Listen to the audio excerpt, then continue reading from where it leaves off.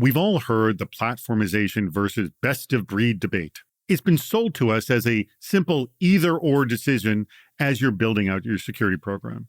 But nothing in security is that simple. Have we been sold a false dichotomy for far too long? You're listening to Defense in Depth.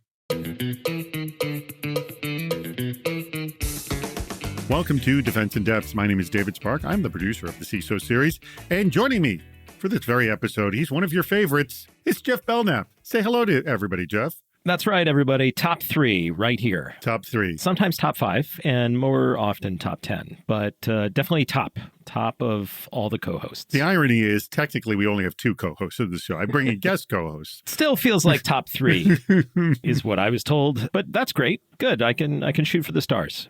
Our sponsor for today's episode is Palo Alto Networks. We all know Palo Alto, but you may not know their brand new Cortex Cloud, defining the code to cloud to SOC future through real-time security.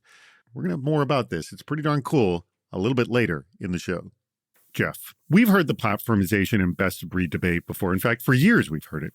And I'm going to just kind of set it out how we've all heard it. I don't want people to say that's wrong because that's kind of like what of all of our arguments going to be here. But let me just set it up the classic ways just to get everyone up to speed. With platformization, you get all the products integrated working simultaneously for you, although all the products are subpar.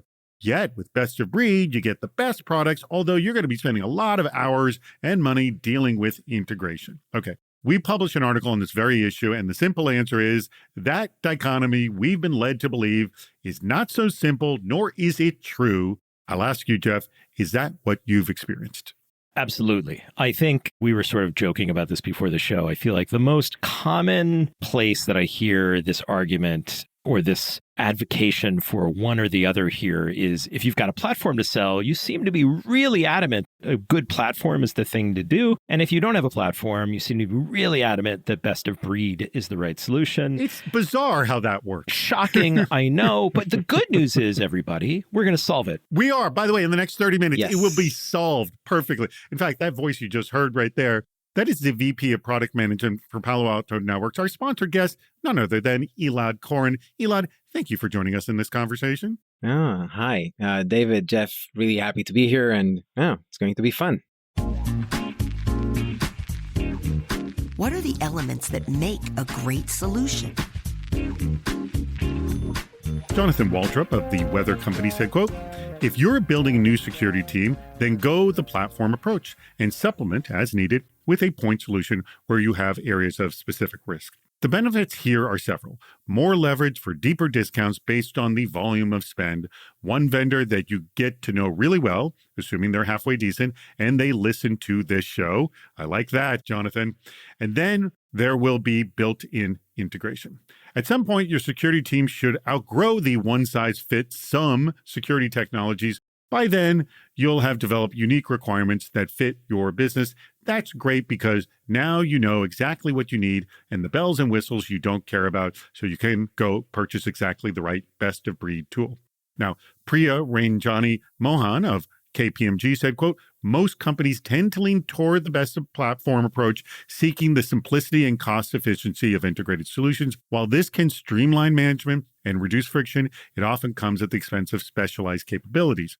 However, in some cases, the flexibility of best-of-breed tools is worth the extra integration effort. It truly depends on the use case, risk appetite, and budget." And I'm going to double down on the very last words of that. It truly depends on use case, risk appetite, and budget. I'm going to say that's pretty much the story there, Jeff. Yes? That's pretty much it. The only thing I would add to this, otherwise no notes, is it comes down to need. What does your team need? You know, Jonathan and I think about this very similarly. If you're starting new or you've got sort of a low maturity team, a platform is not a bad idea, right? You've got less to figure out. Things already sort of inherently work together, usually very easy to figure out how the features work and to find help if you need help or have questions to ask. It's very easy to sort of close that gap of what I like to call time to value. You can get started, you can get value right away. Now, I think Priya makes the great point that is the other side of that coin, which is at some point, you're going to start to understand your needs. What are the certain threats that your organization deals with? And there's going to be areas that you need to go deeper, that you need to specialize. You might need extra features. And generally, the best platform might not cover the depth that you need in every single area. And you're going to want to bring in something specialized. And I think that is where people start to look at those things. But I think the trick here is just, it's not one answer. It's just a combination of, what are all the variables that you're dealing with at the time? That, I think, and we're going to hear this again and again, is that it's a combination of your own variables and the combination that the tech stack can deliver for you. And often a platform with point solutions works pretty darn well. Is, again, I'm hyper simplifying, is generally kind of the story we're hearing. Elad, I'd throw it to you. Yeah, I think I agree with both of you and both quotes. I think there's one thing I would add there. Many times people tend to forget that a platform is also a product of its own, right? And if you're not buying that from somewhere or from someone, you're actually required to build that yourself. And I think that also ties into that, right? Because if you have a bunch of point products without any leading platform, which I think any organization should have that leading platform or leading set of solutions, any organization would have to build that themselves, right? That means effort, that means resources, that means time, that means less focus on whatever the business that they have. And I think that is a key. This is why I really liked what Jonathan was saying, and it really resonated. I really support it, right? There should be something that you start with. And then on top of that, you add whatever it is that you need to also have playing around. Let me pause you, though, on one thing. The platform itself being a product, could you just go one level deeper on that and say, what does that constitute?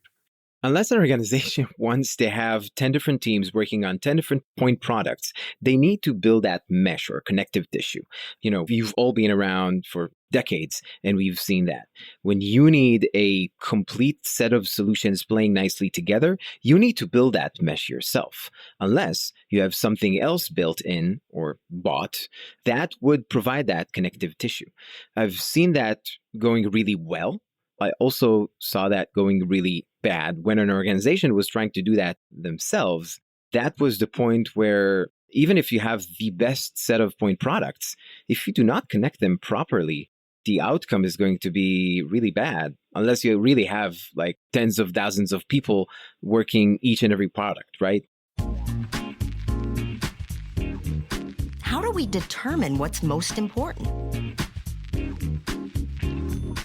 Sean Campbell of Sierra said, quote, best in breed or best of platform should also be viewed, or at least considered, from the lens of best of delivery, fully realized implementation, or best of operationalization, fully using for why purchased. And Jonathan Waldrop, again, from the Weather Company, he's so darn quotable, said, available time is a factor. If you're building a security team, you probably don't have too many extra people to throw at a problem. Well-integrated platforms will typically require less implementation, so you get to, quote, something faster.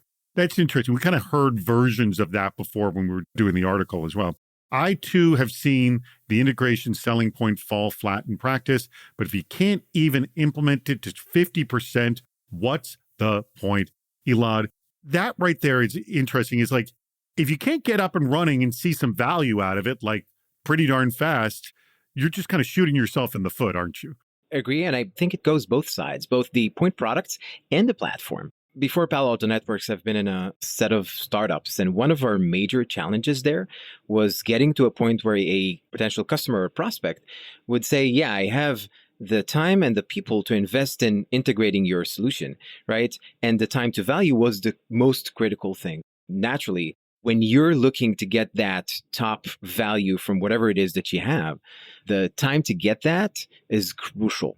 Now, let's assume that you have a platform. That platform, once integrated, any additional solution that you push on top of it, and it goes back to all the points that we've discussed, it's there. Now, compared to point solutions, by the way, I think that is part of how you should select which point solution you have in your organization. I think one of the key things we all understand now in security is that the ease of deployment and the time to value is crucial. So I think in both cases, that is 100% correct. I fully agree with that. Jeff, let's also reference Sean Campbell's comment from Sarah. This idea of best of delivery and best of operationalization, it's referencing the fact of who can get me working in like a more full capacity is probably the most attractive solution. And I think this is what Elad was saying a little bit too. Sometimes the problem you have to solve is that you have nothing, right? And you need to get there as quickly as possible. I've sort of said this before, time to value. I want to get that value as quick as possible. And there are plenty of products that you know what you're going to get right out of the box, and you know what your skills are and how fast you can deploy them. I think if you can't deploy it quickly and get the solution or the protection or the detection or the visibility that you need right away, most of these things you pay for right out of the gate. If you pay for them for 12 months or you're paying for a long-term license and it takes you 6 months to get any value out of it, that's 6 months you're not protected, right? That's 6 months you're not doing your job because you spent all this time trying to figure out this product. At the same time, I think there are plenty of shops that I've worked for, especially in smaller startups, that were phenomenal at integration. They just didn't need the platform value. Like that was not as much a value add for them. And if you've got that skill set on your team, it puts you in a different category of the kind of product you're looking for. But I got to assume every CISO who is buying products is like, every time they make that decision, they're sitting with the, am I going to have buyer's remorse?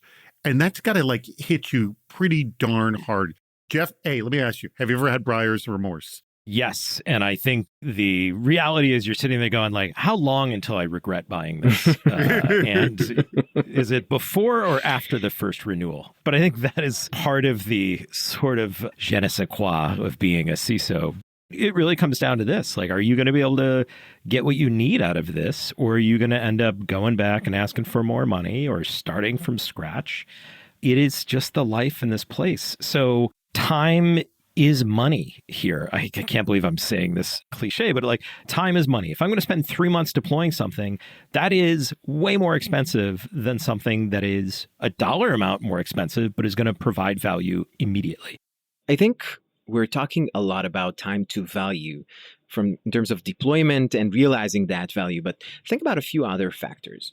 Think about training new people coming into the org, right? Yes, we've heard this one a lot. Yes. Yeah. Okay. If we have that going, so definitely for sure. Just briefly, I've heard from multiple CISOs, I don't have the time or the money to train my people on 12 different products. Period. Just can't do it. Even more so, when you have a leading platform, and you have a point product that understands the importance of playing nicely with that platform. And by the way, you get that even when you have a platform and some customers use some other platform, right?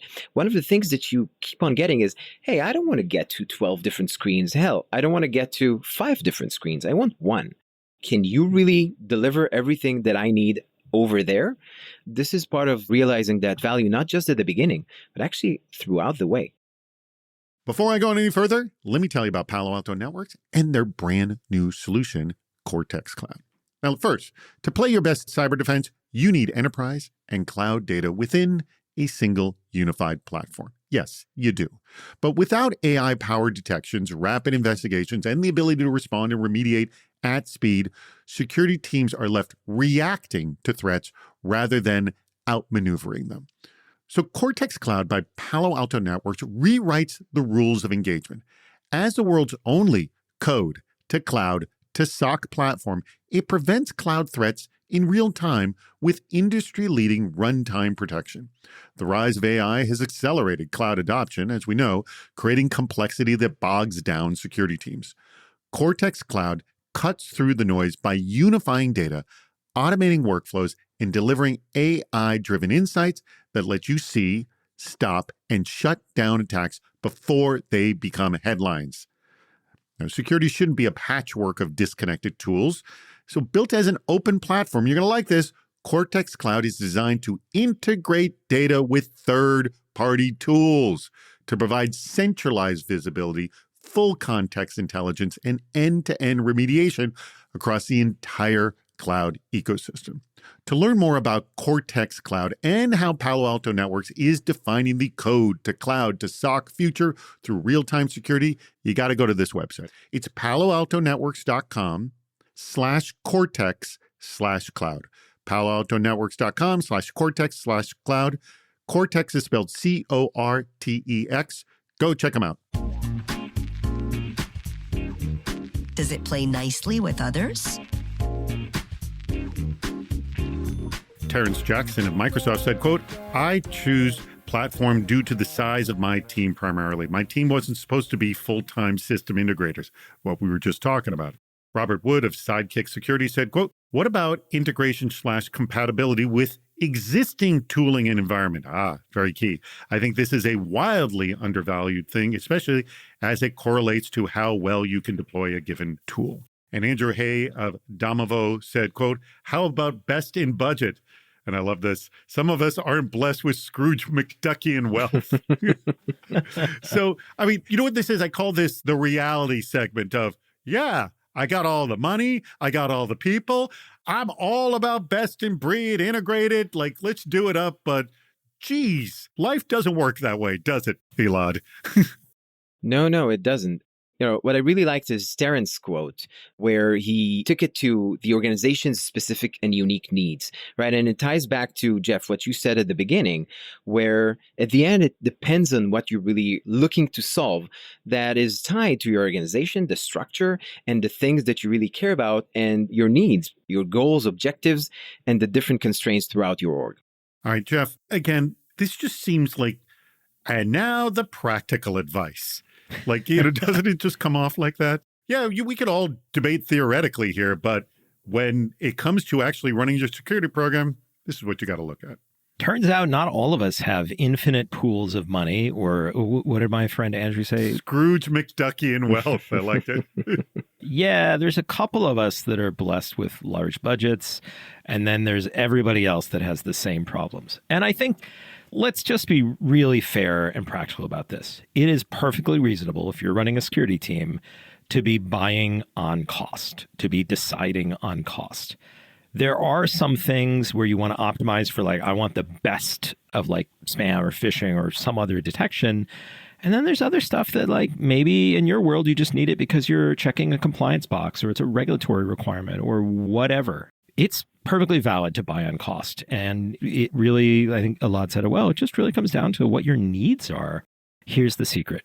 There is no perfect security solution. There are a lot of bad ones, but there's no perfect one. And so a lot of times just doing anything a little bit better, even if it's not the very best one that somebody else thought you should buy, is still moving the ball forward. It's still managing risk for your organization, and it is still doing your job. At the end of the day, like, what else can people hope for? You're just making it better. And if I can add one more thing on this one, I think when you see language, legal language, like compliance standards or compliance and regulations that say, you need to apply the solution that is the best available solution, or considering the constraint or considering the associated cost, it's very clear that it's not just the CISO's concern there. It's actually also something that the industry understands in general, right? You can never get to that perfect, just like Jeff said. And I think this is part of the broader picture. Yeah, what's the perfect car? What's the perfect breakfast? Like, it's the same kind of things. But I'm glad we're going to decide right now. I told you, we were going to answer this problem in 30 minutes. That's right. What are we going to do now?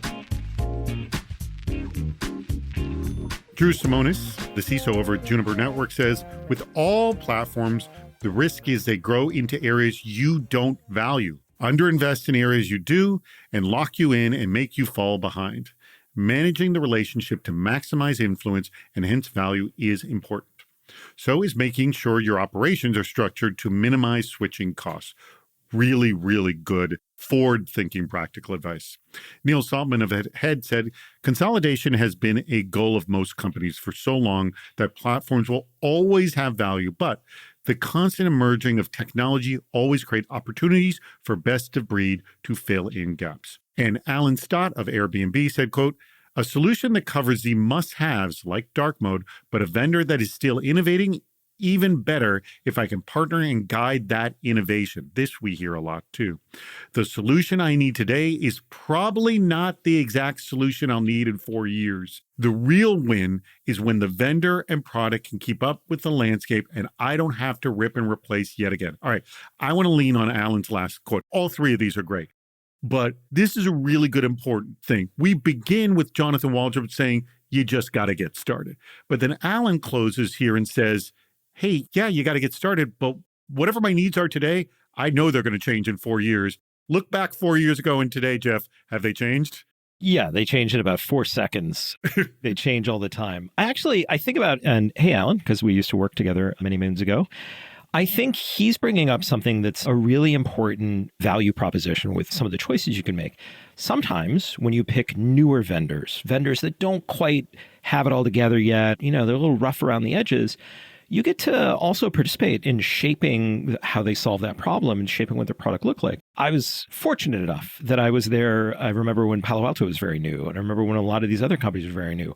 When you're buying as an early customer, you're also investing your time and energy in helping shape the product. Now, they're not going to just build it custom to whatever you need, but a lot of times you get a lot of early input. And so if you have a specific opinionated way about how you want to solve a problem, going with an early vendor or going with a small startup can pay a lot of dividends. We have done a whole episode about what you're saying on this very show, Defense and Dome. Yeah, absolutely. I think a lot of times, though, the rest of these, I can't wait to hear what Elad says about this, but this is also the reminder that you can't over pivot into just buying the cheapest thing or just always buying the platform. There are downsides. There is no good choice. There are only choices. So, Elad, I want to take this to you. I think we're kind of going the full journey here of beginning with, please get started. And then we're at the end of, okay, now you're on this journey. Be aware that your intentions may not match the intentions of whatever vendor, platform or not, that you've chosen, because your journey is going to change. Be aware of that. Let me ask you, as a vendor, you got to recognize that in your customers. What do you do to sort of keep that communication flow with them? I love this. I love this segment. I love this section. I love this question. Before I answer this specific question you asked, David, let me take one step back. I've been in product for probably more than 15 years now, right? Mostly in security. And one of my mentors that I really appreciate told me once, we're not in the business of selling something to customers just for the specific deal. We're in for the strategy.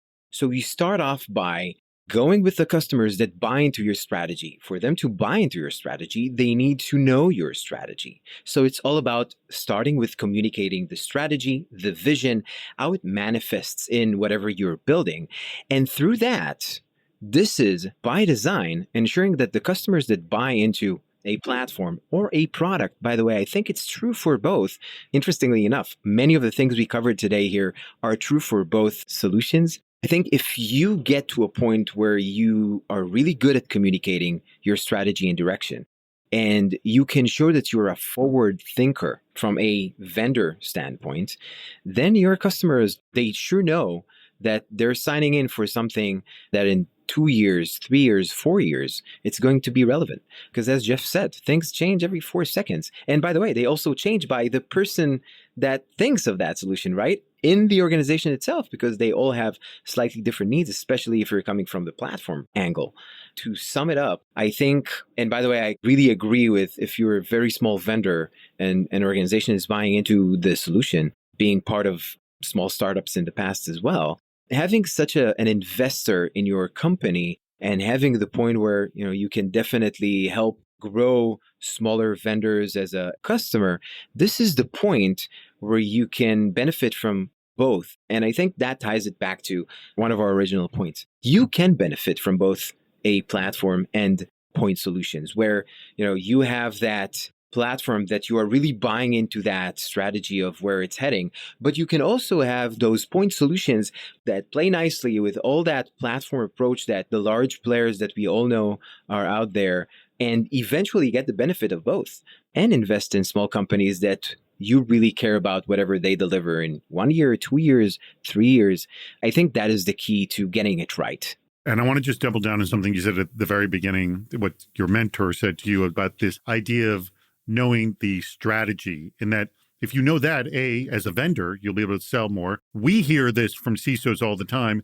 I don't want someone selling me a product. I want a partner. That philosophy, if both know that's the philosophy, it becomes a much better relationship for everybody involved. So thank you for that. All right. We have come to the portion of the show, and I'm going to start with you, Elad. And man, I loved all the quotes on today's episode, but I'm going to ask you to just pick one. Pick one quote. Why is it your favorite? the first quote that we've had from Jonathan Waldrop, because I think it's practical. It's a practical way of thinking. I'm a true believer in just start. Start somewhere. Improve later. The best way to build products is the best way to build any organization that you want. Just start and fix. Be very quick on adjusting and adding, and this is key. And I think having that, this is why this was my favorite quote. Awesome. All right, Jeff, your favorite quote and why? I'm going to go with my friend Andrew Hay from Demovo, yes. who reminds us that, look, some of us in the security game are working for companies where we're lucky they even funded a security team and that they're willing to give us a nickel.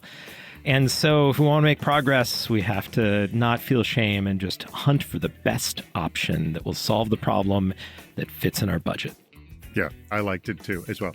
Well, I want to thank your company, Palo Alto Networks, for sponsoring this very show. Elad, thank you so much for coming today. And this is actually quite big for you because this is literally a week after you've made the big announcement of Cortex Cloud. I mentioned it in the middle of the show. Give us a little more context because you've been working on this. What is it? Yes. This was a very important moment for us, very exciting moment for us.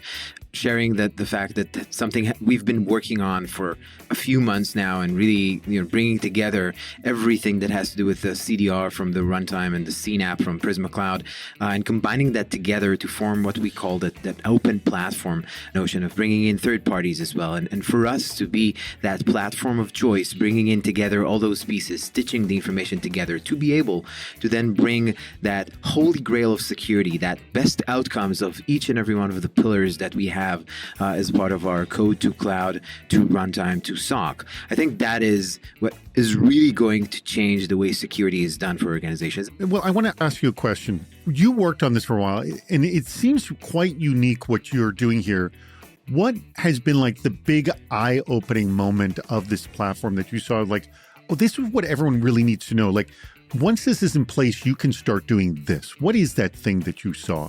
There's a huge aha moment when you understand that things you've been doing for a very long time, either in cloud posture or cloud runtime, and you've done them separately, siloed. You thought you did the best job that you could. The big aha moment is when you first realize that power of the platform, bringing in so many data sources, being able to fully stitch them together, that is where you can have a super synergetic motion where runtime is 10 times more efficient and more quick to respond. Posture is 20 times more efficient, and you're able to actually address more issues and cover more things. So you're much more secure and your risk level is so much lower. That is the power of the platform. That is the aha moment. That is how organizations need to start doing things. All right. So our audience, please go check it out. We'll have a link to it on our blog post. Remember, paloaltonetworks.com/cortex/cloud, and you can find it. Please go check it out. It does sound pretty darn cool. Thank you very much, Elad. Thank you very much to our audience as well. We greatly appreciate you contributing to our show and listening to Defense in Depth. We've reached the end of Defense in Depth. Make sure to subscribe so you don't miss yet another hot topic in cybersecurity. This show thrives on your contributions. Please write a review, leave a comment on LinkedIn or on our site, CISOseries.com, where you'll also see plenty of ways to participate, including recording a question or a comment for the show. If you're interested in sponsoring the podcast, contact David Spark directly at david@CISOseries.com. Thank you for listening to Defense in Depth.